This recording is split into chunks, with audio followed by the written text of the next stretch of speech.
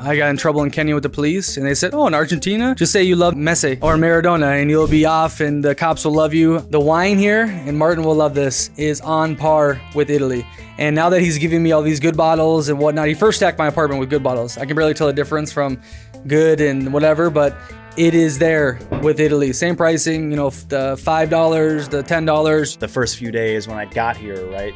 When you get to a new country, it's almost like a culture shock. You're like, oh crap, I don't have the conveniences, the noise from the street I need to get used to. You are about to embark on a journey, not just through space and time, but through the very fabric of human perception. Imagine a world where the familiar becomes strange, and the strange becomes familiar. A place where the boundaries of reality blur, and the only limit is your imagination. This is a voyage into the heart of the unknown, where every turn reveals a new perspective, and every story challenges what you thought you knew. Welcome to Bold Perceptions, where we explore the myriad ways people see the world and discover that sometimes the most extraordinary adventures lie just beyond the horizon of our own understanding. Back in Bold, in a special location in the middle of nowhere, central Argentina, Pigu, one of the only French cities built by the French in Argentina. Is unique. 20,000 people. Roll some B-roll here. You got the drone footage. Gorgeous. And look at us.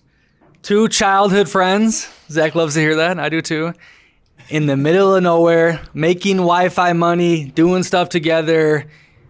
It's probably, I tweeted this, the greatest time in the history to be a young dude from any social class, from anywhere in the world. The opportunities are endless. You couldn't do this 20 years ago. You couldn't do this in the 1800s, 1900s. Like, we're not from special backgrounds necessarily, right? Obviously, USA, that helps a lot. But now we're here. Crazy connection. I'll tell you whose house this is in a second, but extrapolate that thought for me.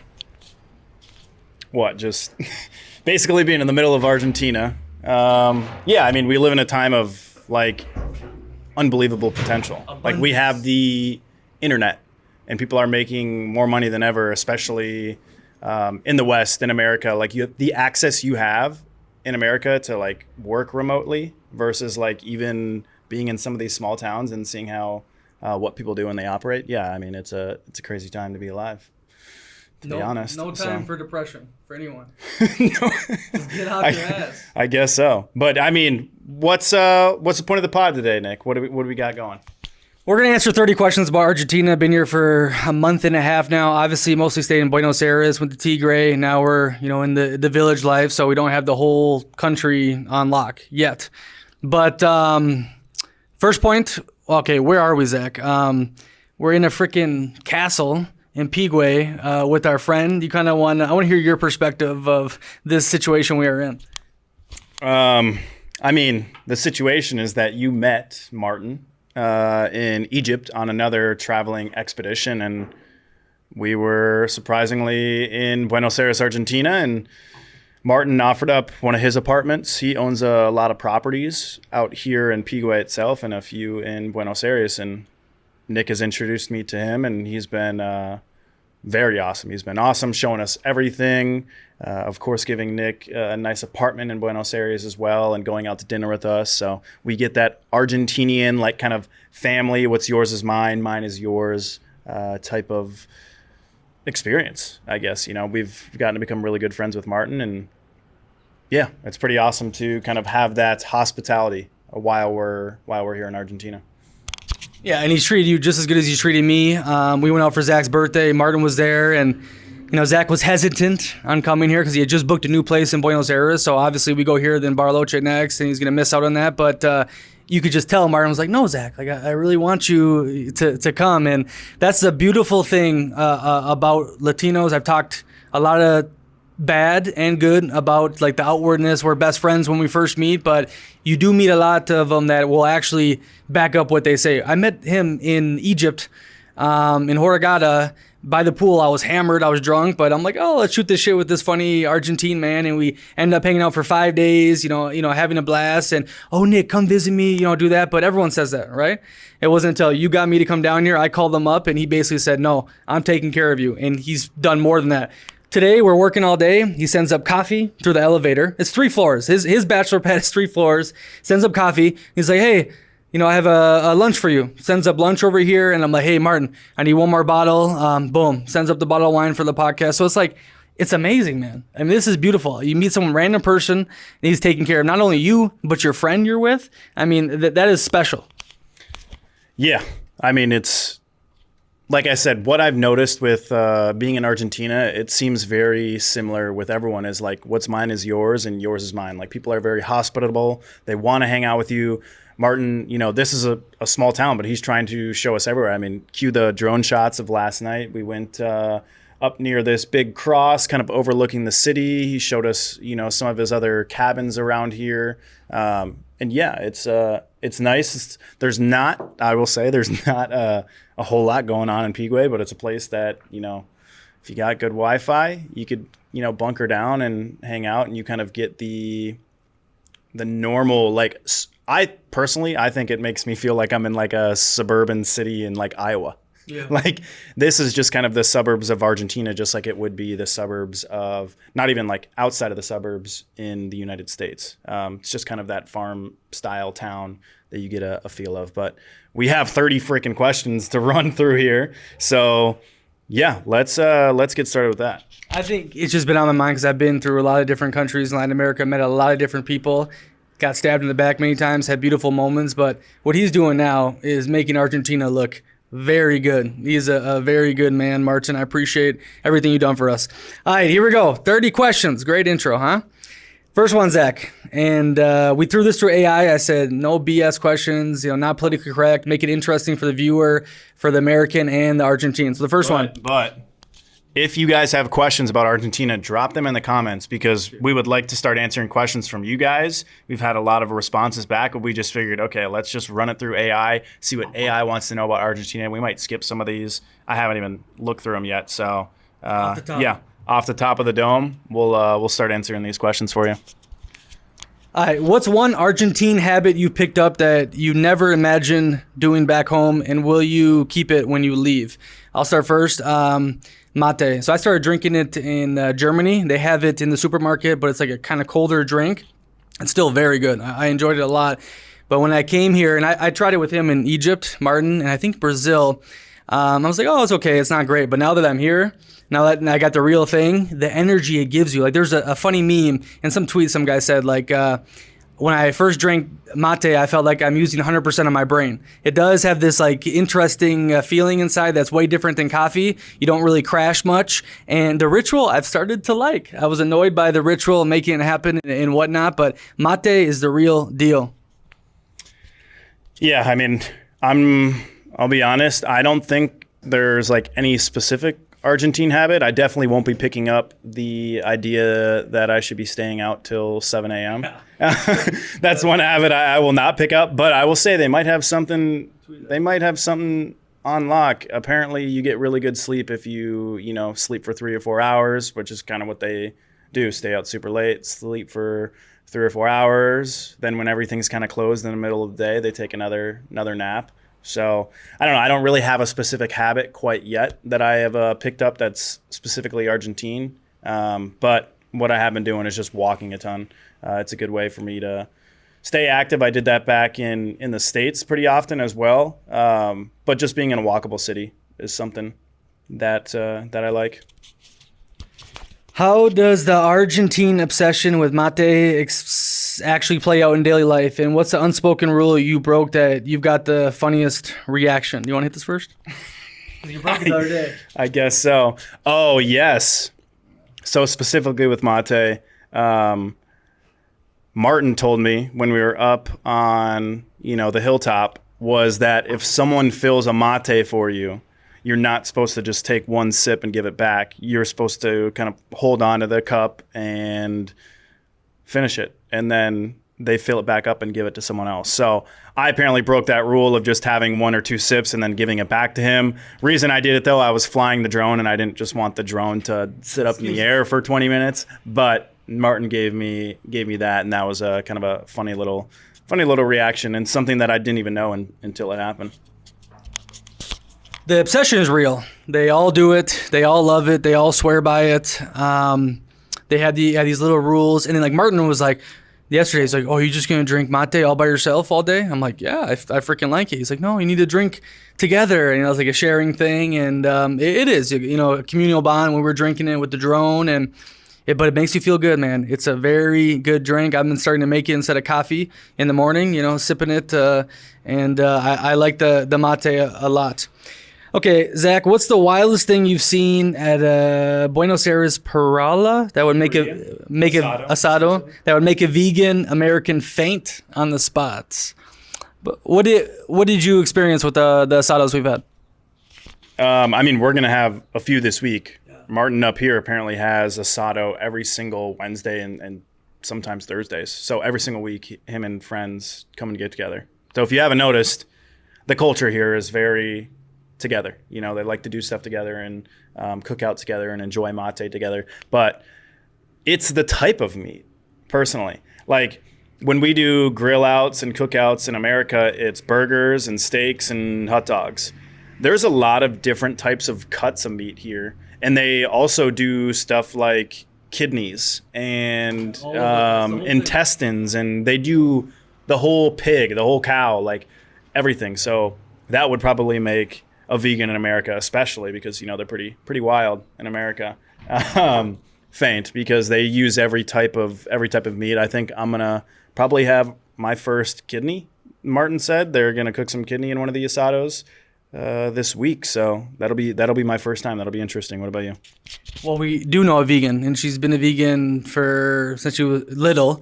And I'm like, well, how does that work with your culture? And she's like, no, her girlfriend, she eats meat, and everyone around her eats meat, and she says, okay, maybe you should try this, that. So even the vegans, they're like, okay, this is Argentine culture, even if I don't like it, and more than, you know, open to it, but it's good, man. The meat is freaking good. Overall, I think still the food is better in many countries in Europe, but the meat is probably top. You know, I mean, there's some places in USA where you can get like the barbecue down south, or like I remember in Kansas City, there's a famous one I went to that really good barbecue, but the meat here is dirt cheap and very tasty. Yeah. And I mean, with that as well, we both don't really know much Spanish. So even the meat that we're getting, we don't know if it's out here in Pigu. From our understanding, it's coming from, you know, kind of the local farms, and Argentina is very well known for having, you know, meat from a lot of local sources. So we think, right, it's better meat, but we don't really know. I know in certain places in America, it's easy to find different grocery stores that are coming from farms, or maybe you find a local butcher, which is a little bit harder, or you get the organic source meat. But our only issue is we don't know Spanish, so we don't really know what we're eating. Other than we think we're getting the good meat, but the meat is very good. Next question is, how do Argentines really feel about foreigners flooding in, especially Americans? And what's the vibe when you say where you're from? Now, one thing that me and Nick have done a lot is we always ask what the stereotype is of Americans to try to understand that. A lot of people don't really have much of an opinion, to be honest. There's not that many people that have a crazy opinion on it. The people that we've met have all treated us very well. Even in Tigre, if you guys saw that podcast with the neighbors, they said there was not many, you know, gringos they've ever met, but they enjoyed hanging out with us, and they gifted me a bottle of champagne. So from us, it seems like but what we noticed from YouTube specifically is a lot of comments say, you know, you're coming in here to kind of take advantage of the situation, or live a little bit cheaper. I think that's just natural in general if you earn in US dollars or euros. But there's not really any type of hate or disgrace towards Americans. People have been super nice. People have been super willing to like get to know us and have conversations. And in Buenos Aires, they have a lot of things called, like a lot of events with Mundo Lingo, which is like language exchange events. So people from other countries and a lot of Argentines show up there to meet other people from other places. So yeah, I mean, let's hear your take. Okay.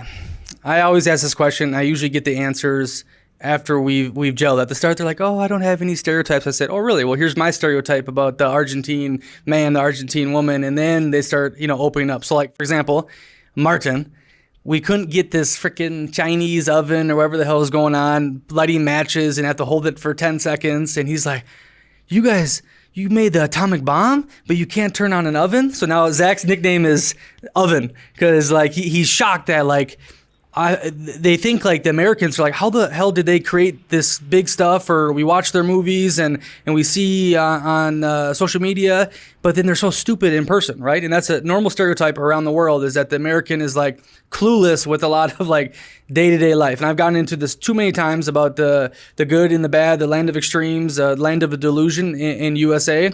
But there's no like gringo go home or gringo hate. Like maybe on Twitter or on social media, they'll poke some jabs at you. But all of a sudden we had the videos about is Buenos Aires more expensive than USA, and we had hundreds of comments from Argentines saying like, we hope you have a great time. Like make sure you go to this place. Someone commented on the Tigre video. Then the opposite as well. So then the opposite, but in person, no. Like you maybe get a couple of jabs here and there, but for the most part, they're like, we want to show you our beautiful, amazing country, and that's 99% of the world how it goes. Yeah, I mean, it's there's not really much else to say about that. I think the Argentines have been very welcoming and wanting to get to know us, and so. I'll say one thing.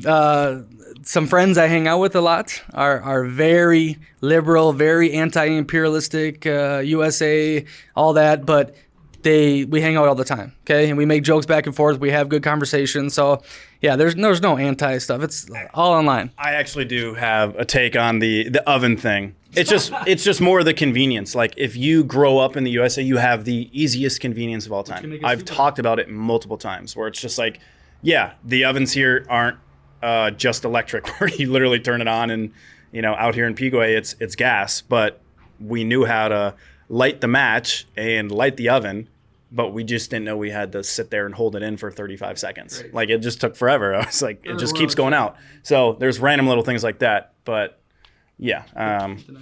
Next question would be, what's the most unexpected cost of living shock you've faced here, and how does it stack up to Western wallet expectations? You can hit that first. These questions are good. Gronk 3 is doing really good. So I went to a mall in Palermo near Canitas, so nice neighborhood, kind of richer mall, and I needed a notebook for my daily morning affirmations. I need some pens. And I was going to get some, razors, just normal supplies, And I got all that. One notebook, like 5 pens, 3 razors, like eggs, probably 30 eggs though, and 2 bottles of wine.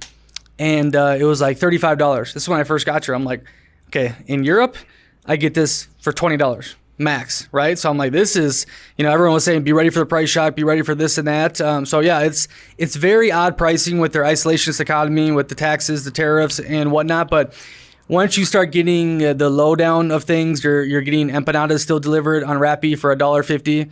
I'll get a shit ton, and it'll cost me $20, $15 for $20 with delivery. Obviously, the wine, the meat is dirt cheap compared to many different places. Going out, yeah, if you go to a nice restaurant with, we were at that one with 5 people. I think it was like $220. Okay, and it was a nice spot. Uptown, but it was U.S. based. I was talking about the one before, but yeah, the Uptown was, the same thing. So yeah, like that's not bad, so you get used to it, you understand it. Accommodation's still dirt cheap. Uber's still very good price. But like weird things that you wouldn't expect to be expensive in most parts of the world are like, whoa, you're paying, $5 for a shitty notebook. That should be $1.50. So that's what I say. Yeah. I mean, we've discussed it. Some of the, like the toiletry items, lotion, soap, things like that. Of course, the technology, which that doesn't really affect us. We bring our computers, we bring our stuff here. That's more expensive. But I even brought, shampoo and soap and stuff like that, so I wouldn't necessarily have to buy it here. But that, I would say that probably is the biggest price shock. Is just some things can be so cheap that are, local, of course, the wine and the meat, but then other things could be, crazy prices just because they export the majority of that in. And that can be, a slight inconvenience if you lose something or you run out of something, and then it's 2 times the price, 3 times the price. But a generalization is that the clothing is super expensive in Argentina, but then Zach found out how to live like a local and got nice stuff for $15 a shirt. Yeah, I mean, Palermo Soho is considered a touristy area, but there's a lot of local shops. And if you can find local places that make their own goods and make their own shirts and pants and whatnot, you can find, cheaper items or more affordable clothes. With that, though, I would say, in my opinion, from having a couple of shirts that I've bought, I think they shrink faster. It's just like, you don't want to wash it as much because it's probably not as 100% high quality, but I really like the style of those things. So, how late is too late for dinner in Argentina? What's the craziest nightlife story you've racked up because of it? You're going to tell the story the other night. It's too late. It's way too late. I like to be in bed by midnight, and people inviting us to clubs at 2, 3 o'clock in the morning. Start at the club 2 to 3 o'clock. So I think a lot of them will understand, and they'll meet you earlier and whatnot. So it's not the end of the world. But if you really want to experience how they live, I mean, you guys start eating dinner at 11 o'clock. Then you have a pregame or go to like a bar till 2 o'clock, and then you finally go to the club and you get home maybe 7:30 and go to sleep at 8 o'clock. It's neurotic. It's psychopathic. I don't understand how they operate like this. But you had a Argentine night. Tell us a story about your birthday. That was fun. I mean, I didn't technically have an Argentine night, but we were out late. We were out late. And we haven't really. Eventually we will. I do actually want to experience the Argentina clubs or the Buenos Aires clubs. I heard they have some good options. So drop down in the comments below if you recommend any. But I was up till like 7 a.m. the other night on my birthday, just hanging out. We just went to some local bars, and just because, we all just hung out, we just ended up staying up late. But I would say, yeah, I mean, from what I've heard from a lot of locals, it's like, they're like, go live. Like, what would you do if you're sleeping at 2 a.m.? Because when we give them flack on staying out super late, they're like, well, why don't you just go live? Like, enjoy being alive and stay out late. So, yeah, we haven't yet tapped into it, but the other night for our birthday, did Uptown, did a couple other local bars, and ended up staying up late. It was beautiful in the morning. I'm not gonna lie. I walked outside to head back home at 7 in the morning. It was calm and beautiful. So maybe that's a part of it. But yeah, it was good. Yeah, Uptown, roll that footage. His birthday, beautiful. Local beer bar, and then we went to this other really designed well place. Really neat bars, and then we played Marco Polo in our friend's pool. Good memories, man. Martin was there to enjoy it. Next one. What's the most Argentine slang word or phrase you mastered that makes locals grin or cringe when you use it? I think the only one I've really taken is Yankee. Yeah. So we just started saying, Janky. Yeah, janky. Instead of gringo, they call like the American janky. That's fun to mess around with. But how does the Argentine no rush attitude mess with your Western need to get things done? And have you adapted or fought it? So this is a big problem in Latin America. You guys have issues. Like, I understand it. I like enjoying life like the Europeans do. But even the Europeans have some sense of urgency. Like here, it's like, if you want your check, you got to wait 30, 45 minutes unless you go to the counter and say, I need to pay now. So when you grow up in how we grow up, where life is like boom, boom, boom, boom, boom, there's a ton of pros to it. There's also some negatives to it. It's almost impossible to adapt. But the tip is you tell them beforehand. If you're going to go on a date, you're going to meet people like, hey, are you going to be on Argentine time or normal time? Like, just to show them, like, this is kind of like what I know, and I'm not really ready to wait 2 hours, an hour to go from there. And usually they respect it. They understand it and go with it, but it's tough. Have you dealt with that? Yeah, for sure. But one of the things that I do if I'm like getting an extra drink or getting another thing of food, I will just say, can you put that in and then bring the check out? For me, I would just like rather pay, and then I can hang out on my time and then leave when I want to. But one thing that I notice here, especially in Pigu versus Buenos Aires, is Buenos Aires, like in the middle of the day between 1 and 5. Yeah, a lot of places will close, but of course, it's a major city, so things will be open. Here in Pigu, in a smaller city, like literally everything is closed. Like there is absolutely nothing open between 1 and 5. So there's 4 hours of nothing open.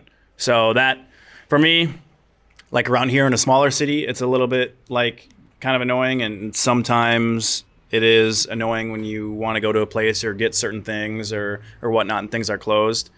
But, right, I mean, that's the culture. You just get used to it, adapt to it, and whatnot. So the next question is, what's the most mind-blowing spot outside Buenos Aires you've hit? Why should nomads ditch the capital for it? I mean, I don't think anyone should really ditch Buenos Aires. It's pretty great.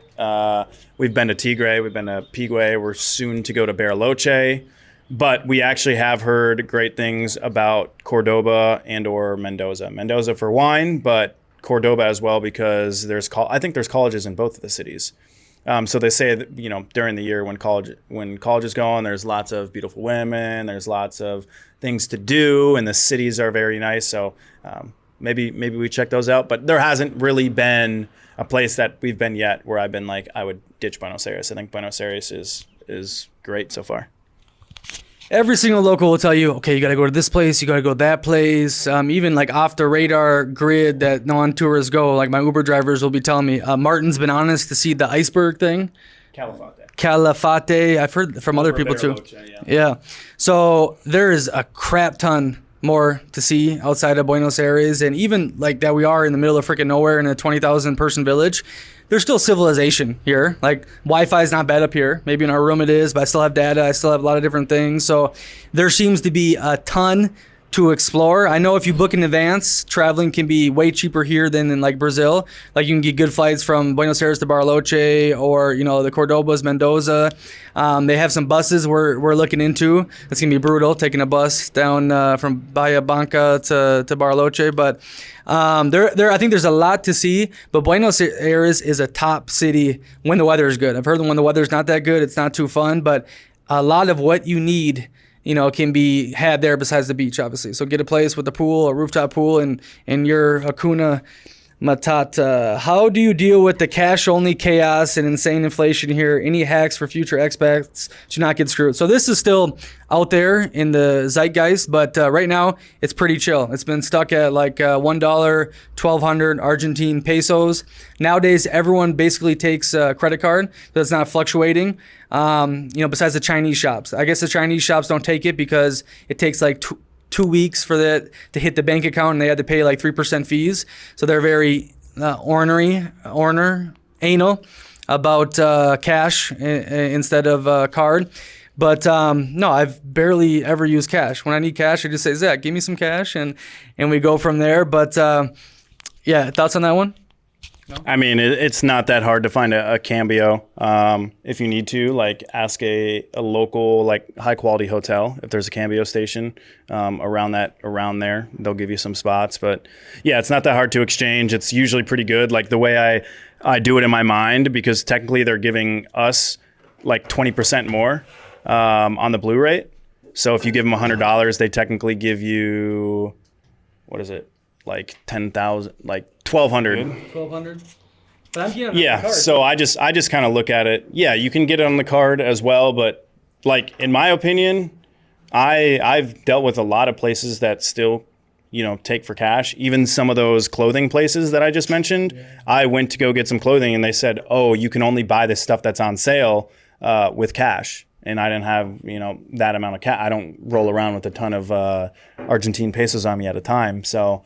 Yeah, and my biggest annoyance is the fact that this kid doesn't try to ever exchange any money at all, and so when he does need cash, I have to give him my cash. So that's my my biggest annoyance. But you got something else to say about that? Because he owes me money, so I want the cash. Oh, I think this is good. Yeah, but you don't need to use cash anymore. That's why I was worried about coming here the first time. A couple years ago when the shit was going crazy, when Malay first got in. What's the raw truth about Argentine beef? Is it overhyped, a legend, or the real deal? And what's your go-to cut now? No, the meat is amazing. Freaking amazing. Butchers will give you a crap ton for, like, I noticed this. Instead of buying a DI, which I was, like a normal grocery store, I went to my local butcher and I got 5x as much for the same price. It was crazy. I don't know anything about the different cuts, but everything I eat tastes good. Yeah, I mean, when you eat local, you buy local, it's going to be cheaper. I typically get kind of a sirloin cut. I don't remember what it's called in Spanish here, but I've gotten pretty much a pound. So 2 half-pound, New York strips or New York sirloins for $5-6.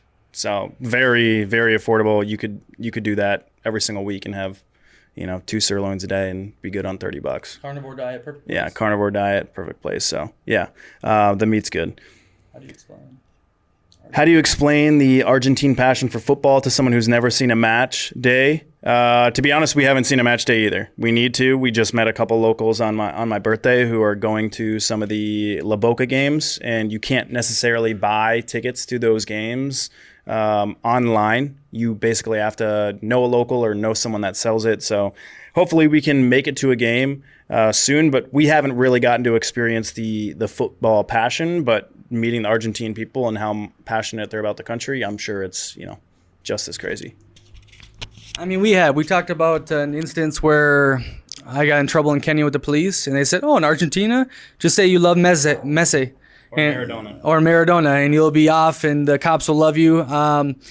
Martin yesterday gave us this Uruguay type mate, and he's like, "This is what Messi drinks. Like, this is so good. Like, it's so special, because Messi." And obviously, you've seen that one famous video when they won the World Cup. Throw it up. The Obelisk, the whole place was going wild. So yeah, it's still there. You see people with the jerseys on everywhere. I met Martin. He had a freaking Argentine Messi jersey on. So they love that, but we need to go. Definitely need to go. What's the sketchiest barrio you've wandered into, and what's your survival tips for nomads who don't know better?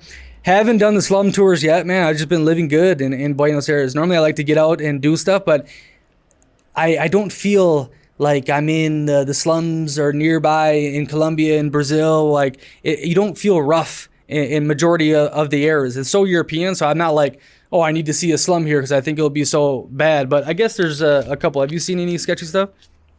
No, I mean, not really.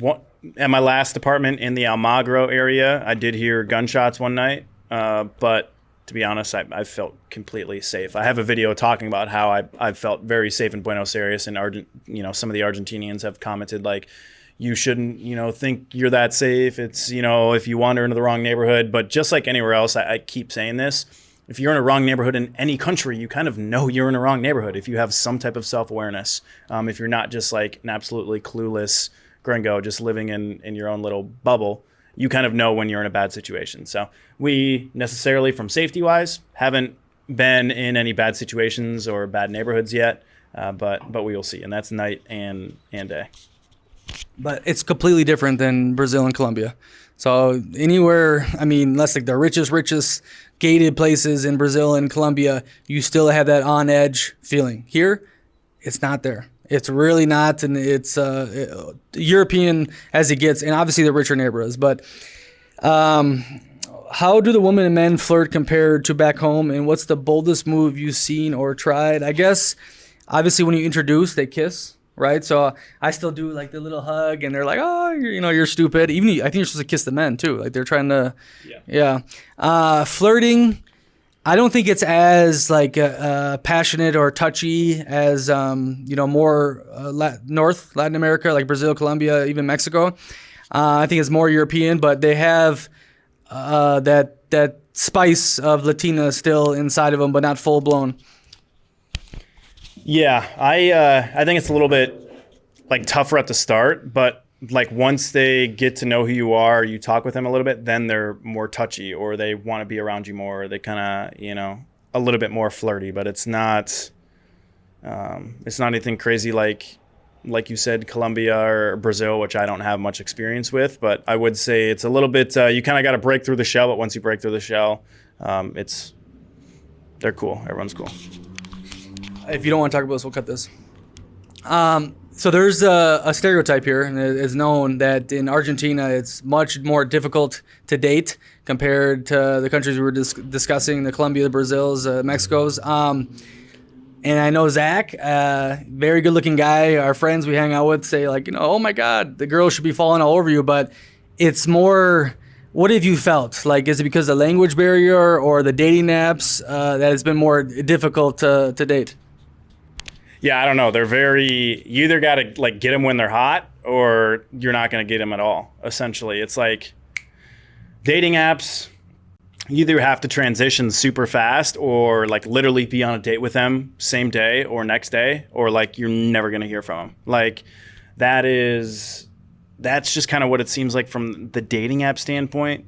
When you're in person, I think you just gotta butter them up a little bit, just get to know them a little bit. After a few minutes, then it's completely normal, and things are kind of like easy going from there. But I would just say, in terms of like social media and dating apps, it's you gotta like move very quickly with them, but you also gotta think like it's dating apps. There are 10 times more dudes on a dating app than there are with girls, so they have probably 20 guys trying to get together with them. I mean, at the same time. So I think you have European experience. You'll be just fine. But it's not like the other countries in Latin America where they just like, okay, I want to hang out. Let's move. Let's do things. Like it's a decent balance. But like you've seen, like I'm very talkative on the street, and everyone that I've basically talked to has been very open, and they'll speak English and somewhat flirty. The ones that I've talked to. You notice that?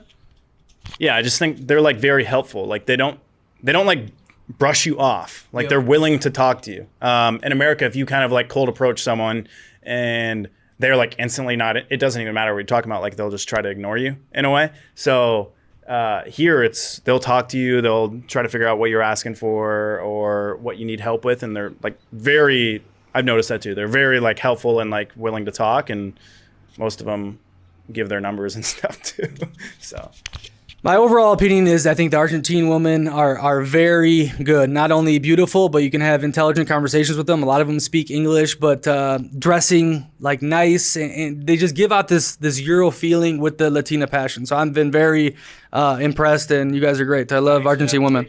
Take on that. I have heard that the Argentine women, I mean, you guys can let us know down below, that they're a little bit more standoffish in the beginning because the Argentine men are like very like suave. Like they always try to like compliment them and like give them compliments, but it's almost like bullshit. It's just like they just do it to, Italian flirt with them, like just very suave, like, but it's not necessarily like real or legitimate. So they prefer more of like the gentleman over a little bit of period of time is what I'd say, because once they get to know me, yeah.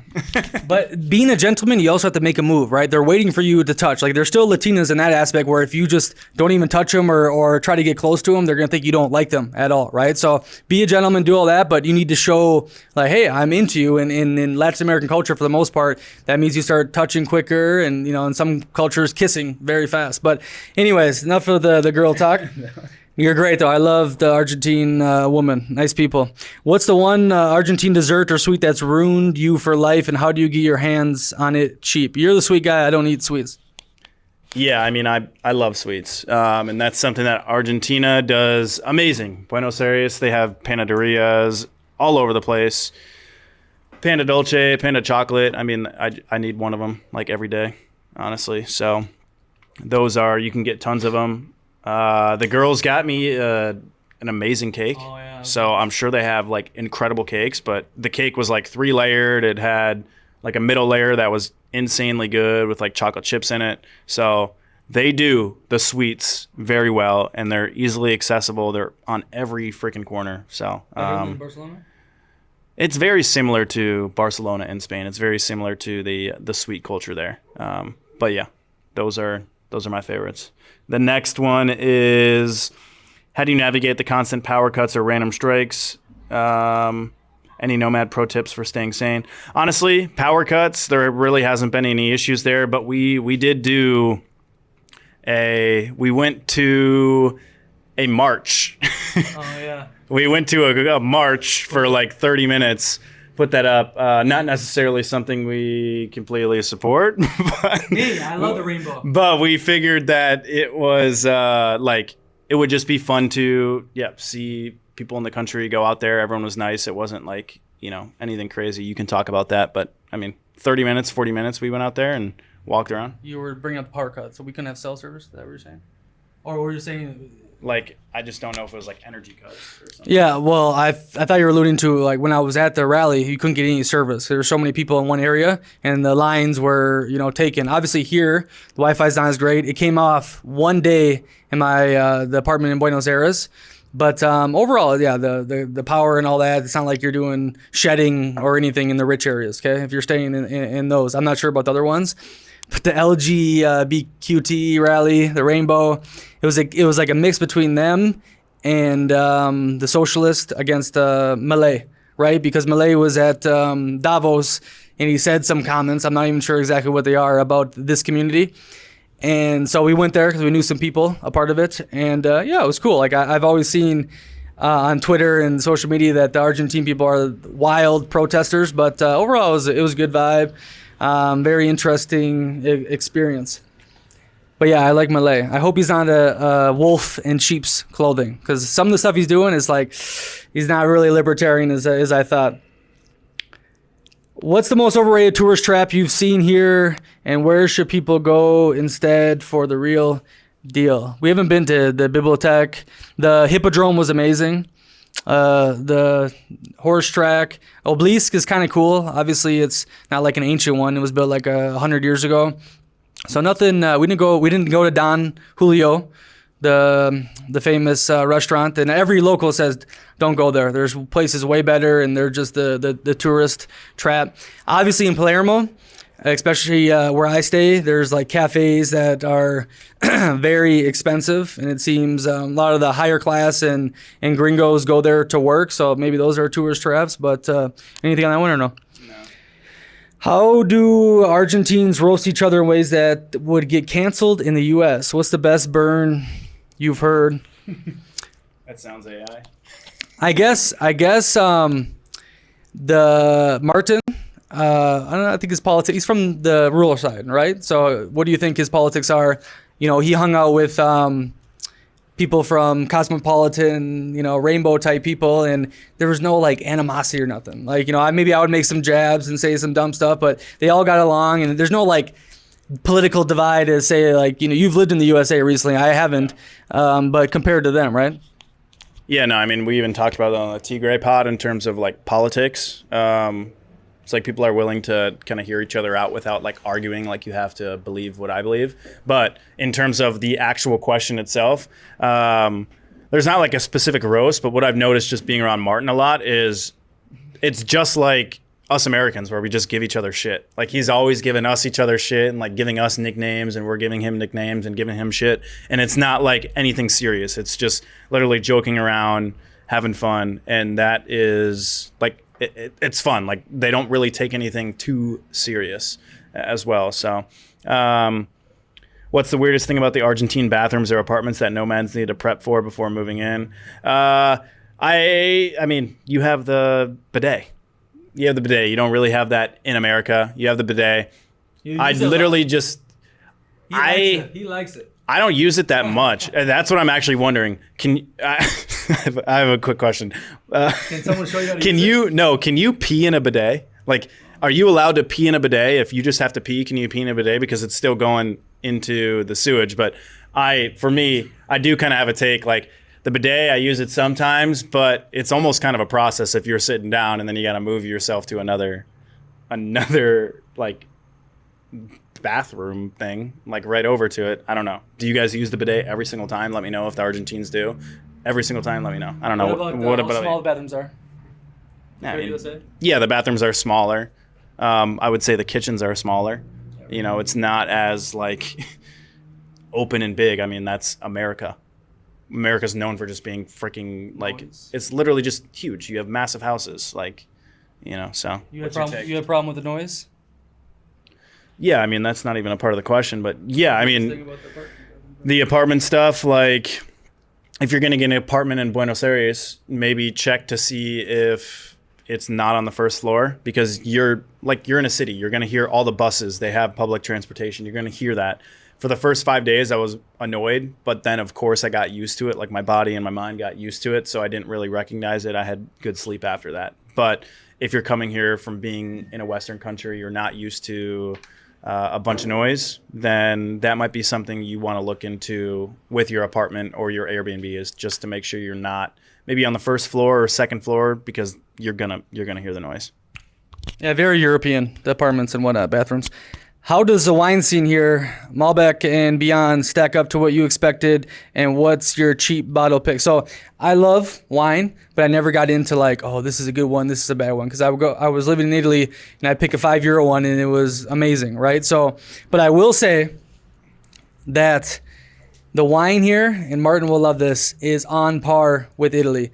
And now that he's giving me all these good bottles and whatnot, he first stacked my apartment with good bottles. I can barely tell the difference from good and whatever, but it is there with Italy. Same pricing, the $5, the $10, you get a really good bottle from anywhere, really cheap at the restaurants, 10 to 15.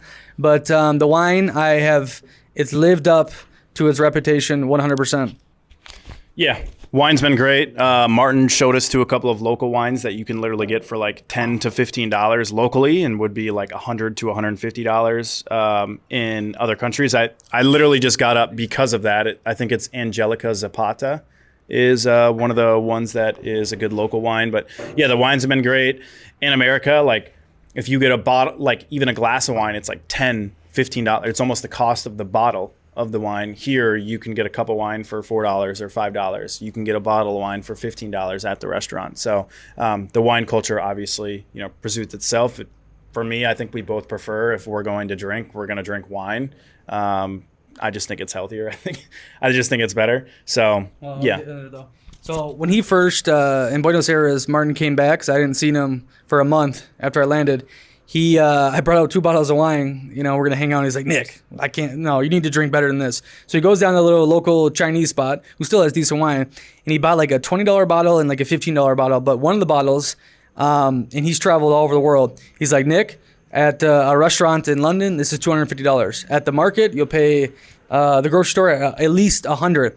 And so that's kind of like the disparity of how good of wine they have here compared to a majority of European countries. What's the one tango experience that blew your mind, and should nomads bother learning or just watch? We need to start doing that. We need to go to La Boca and maybe grab some. We haven't done the tango yet, but I want to do it. I need to. How do you handle the Argentine art of making do when stuff doesn't work like it does back home? This is something that you have a problem with. I'm pretty good at it, but what do you think?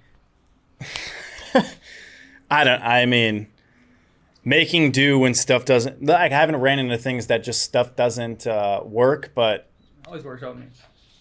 Everything ends up being fine. But yes, like when you grow up in America, like even him, he's traveled for 6 years. So like he's just his Hakuna Matata, just let things happen, let things roll. Like for me, there are some things that rattle me. Like if Wi-Fi isn't working well for a certain period of time, I can't get things done or like operate at the speed I want to.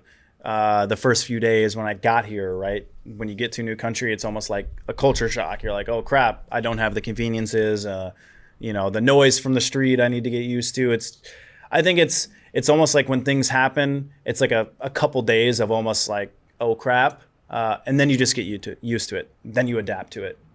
There's certain things like what we talked about with just the slower culture, the slower mentality of not being able to get things done. Like not that big of a deal. I haven't ran into anything where it's really gotten me peeved. But yeah, I will say I completely miss the convenience. So, but that's something that I think a lot of people also need to be a part of, is to understand that like if you're in the West, like if you're in America, like you literally have the best of everything. Like the convenience you have is 5 times better than anywhere else in the world. And I think like even you'd be surprised how many people would probably complain 20 times more than I have just because of that. So yeah, there's some conveniences, but you get used to it. And just like that, over a period of time, you find the things that you love about it. You find the things that you hate about it. So that's everywhere.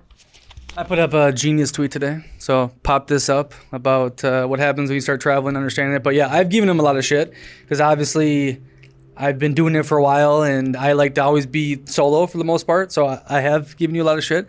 But for example, right now, he paid for a month apartment in Buenos Aires. And I told him, like, hey, we're going to some random village with 20,000 people. And I don't know what's going to happen there, but you're going to come with. And I want you to come. So he's here. And now we're going to stay here for like 5 days. And then we had a plan to go to Bariloche. We don't know how we're going to go there yet right now. And we're going there in 3 days or 4, right? And we have 2 other people coming down here for a day. And we're supposed to leave the next day at night. And it's total chaos, right? But like Tigre, when we were planning for that and it was a little up and out of there, he was, oh my God. But then he went there and he was like, holy shit. So I've given him a lot of crap on that end. But this is life on the road. Like my tweet explains it very good, and you get used to it, you understand it, and everything always freaking works out perfectly. But the most epic road trip you've done. Like what you just talked about. What's the most epic road trip you've done or heard about here, and what's the must-pack item for it, packing? So we've only done one, we did Tigre, which is great, but here we came 6 hours, and to me it was totally safe. You know, in Brazil you're worried about bandits getting robbed, you know, bad roads. The roads are amazing here. No. It felt like Iowa, going through the farmlands, total safety. And so the next one's gonna be really epic, you know, 12 hours, 13 hours on the bus, or if Martin takes the car. But must pack. I mean, that's basic stuff, like just have your essentials. And any comments on this one or no? Yeah, I mean, I think I have a little bit more of a take on that. The roads to Tigre, like, it's just like any other highway. Like, it's literally like a 4-lane, 5-lane highway. It's just like America. Now, out here was literally 1 lane, and there was lots of, and the roads were bumpy. So him saying like, oh, the roads are great. No, they weren't. They weren't great. And there was tons of, like, it's not hard to drive. You could easily drive it and whatnot. Like, it was completely safe, but it's a lot of, you know, you're in the middle of Argentina. It's farmland. There's a lot of trucks. You got to pass a lot of trucks and things like that. And it was 1 lane. So through, you know, this middle part of the country towards Pigu, towards Bahia Blanca, towards Bariloche, you know, it wasn't like a 4-lane highway like you would have in major parts of the U.S. So I will say that. But this upcoming trip is probably the most epic one because we don't really know how we're going to get a Bariloche. We're supposed to take like an overnight bus, which we still don't really know what the bus is. Martin needs to let us know what the bus is, where you could, you know, still sleep on it. So that would be probably the craziest trip. But he recommends, and I will say this, he recommends Calafate over Bariloche. It seems like a lot of people really like Calafate. It's a little bit more low-key, but very beautiful because it has kind of that Patagonia-esque feeling with the large icebergs, which you're not going to get in Bariloche. But it has large icebergs, small city. You don't need a car, but you can basically just get rides to the hikes that they have around it. So maybe we'll check that out at some point. But yeah, you have something else to say about that? Okay, next one is, you want to talk about the iceberg? The big thing Martin says, like, Nick, you can't see this in USA. Maybe some far remote part of Alaska, but not a city. So, like, there's very unique parts of Argentina because it goes down to Antarctica, right? So that's why he's been really hyping up with that. How do Argentines view their own economy? Hopeful, pissed, or just numb? And how's that rubbed off on you? Numb is a great word, AI. Really good. I feel that their life is going to continue how it's always going to continue, and there's some people that have hope, some people that are really pissed off, but they've been so used to this for so freaking long that it's just what life is going to be. Like, it's kind of a black pill for many, not the rich people. Like, I've been in a bubble hanging out with a lot of rich people, but it just seems like nothing ever is really going to change. But there's some hope, you know, with Martin talking about Malay and whatnot. Mm-hmm.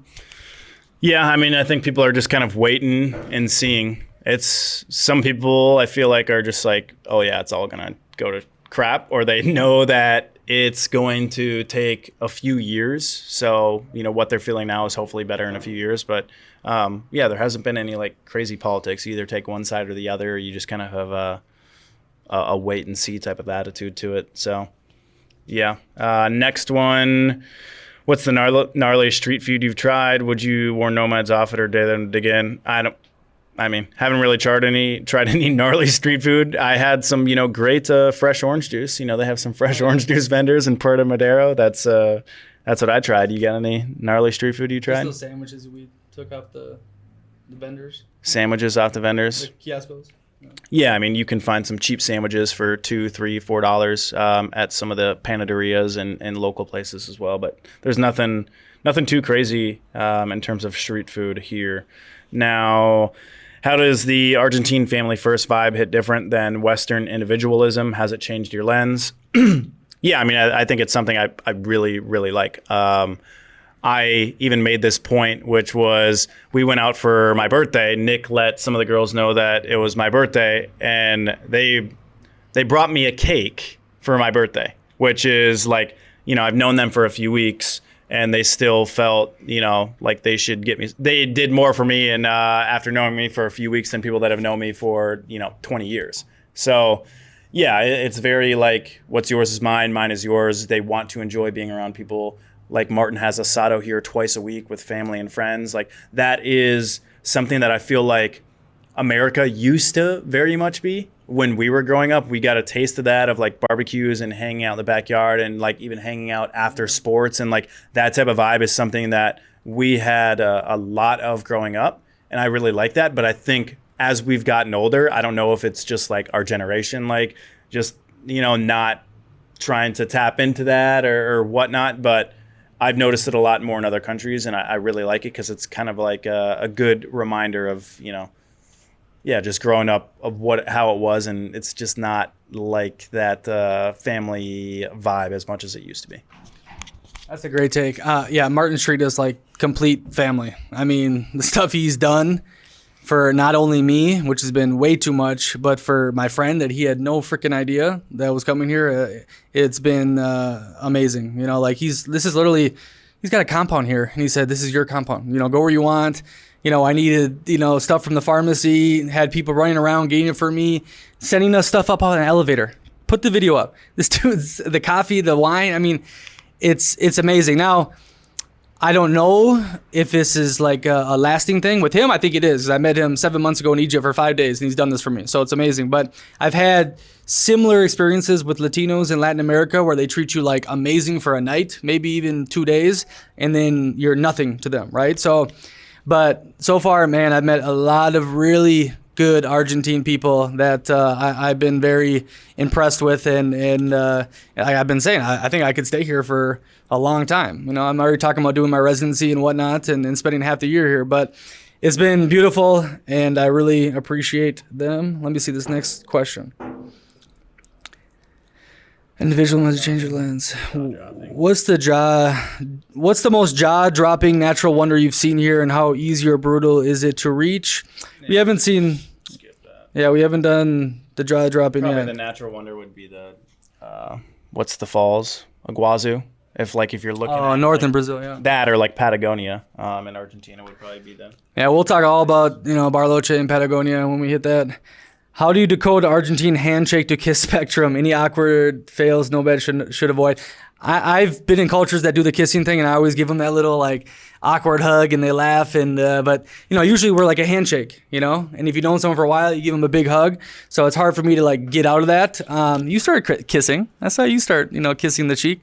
Yeah, I mean, I like the cheek kissing. I think it's cool. The awkward stuff though is like sometimes if you do I still do the hug. Yeah. Like I don't think they actually like hug. Yeah, they just do the kiss. So like sometimes when you do the kiss, if you're still doing like the hug, your hand might hit their hand. Like they're kind of awkward about that you're doing a hand. So then they'll move you kind of hit hands while you're doing the kiss thing. I don't even know if that made sense, but but also handshakes. It's like a dap in a way. You do it like thumb to thumb, like this. It's like that instead of an actual handshake. But if you're American, they kind of do that, and then you move into a handshake. So, yeah, that's like kind of very normal instead of a typical handshake. Now, what's the local myth or ghost story you've heard that stuck with you, and where'd you hear it? I don't know. The local myth from some of the YouTube comments is that we shouldn't be recording anything while walking around, that it actually is extremely dangerous and we should watch out. For me, I have yet to feel that.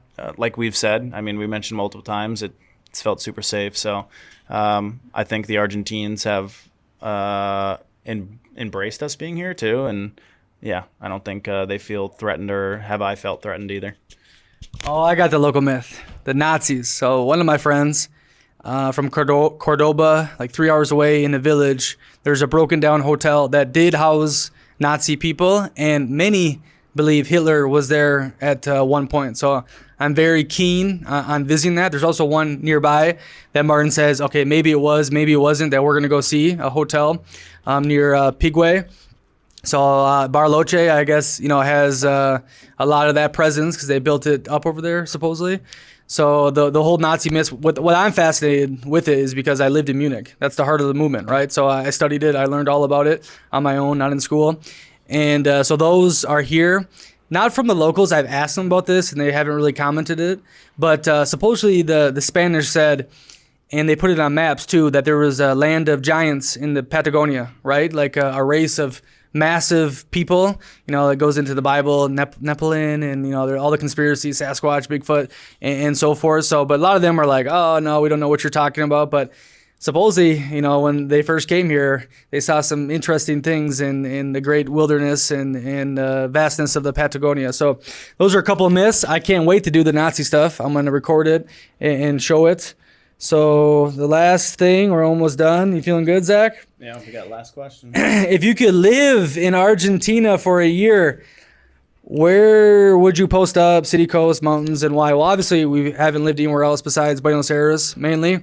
I think that's a great base besides having no beach. But I'm very curious about Mendoza, Cordoba, Salta, even Rosario, even though people say it's just a narco place and it's dangerous. But yeah, I definitely could live here, okay? I don't say that much, but I've been here for, a month and a half, and it's amazing. It's really a great balance between Latin America and Europe, and that is definitely what I was searching for. So I have to give all the credit in the world to Zach for pushing me to come down here. Thank you so much. Gracias, amigo. Yeah, I mean, it was my idea.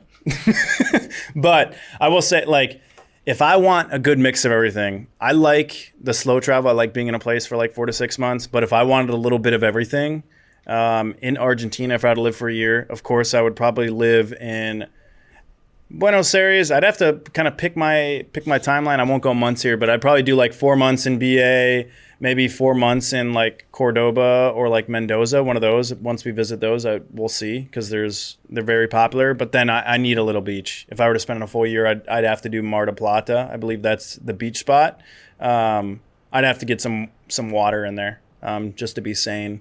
So those would kind of be probably my main cities if I were to do a year in Argentina. Because we haven't been many places, I would just say, where would you live in Buenos Aires? What neighborhood would you camp out of? You've seen a lot. Right now, I mean, I walk everywhere. For whatever reason, I really like the Palermo Soho area. There's just tons of cafes, and they're not just small cafes. There's tons of cafes in Buenos Aires, but there's a lot of them that are just really small. In Soho, that's where there's the fashion stuff. The neighborhood just feels and looks a little bit different. The cafes are multiple floors where you can get a lot of work in and still not be bothered by a ton of people coming in and out. So I would probably say Palermo Soho, but there's not really that many high apartment buildings. I haven't really looked at apartment buildings there yet. But yeah, what about you? What neighborhood would you choose? Even though you probably haven't even been that many. I'll tell you what, I'll get one of the apartments that has a park on freaking top. Show that reel. It's amazing. My friends, they have a whole greenery area with a pool, 2 pools, 1 mini one. So I would get something like that, because you need a freaking pool in Buenos Aires if you can't go to the beach. So, but yeah, I love Palermo, Canitas area. My place doesn't have a pool. That's all I need. But it's great, man. Beautiful, beautiful. I don't know if the winter's any good, but I heard it's not.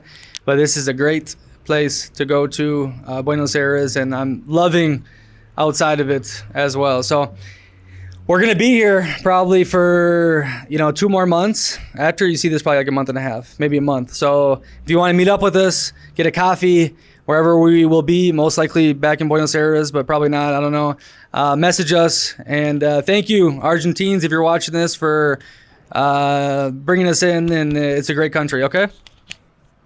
Yeah, I mean, not much else to say. That is 30 questions by AI. Drop your questions down below if there's other things you want us to dive a little bit deeper into and talk to. Of course, when we're in Bariloche, if we somehow make it, or if we don't, we don't know. But we will probably do another talk there. And if you have any places in Bariloche that you recommend us to see, we'll likely be renting a car and driving around to a bunch of places because we want to see as much as possible for a couple of days. But let us know. Yeah, I know we told you guys to drop a ton of comments in certain things, but whatever. He's good at the YouTube.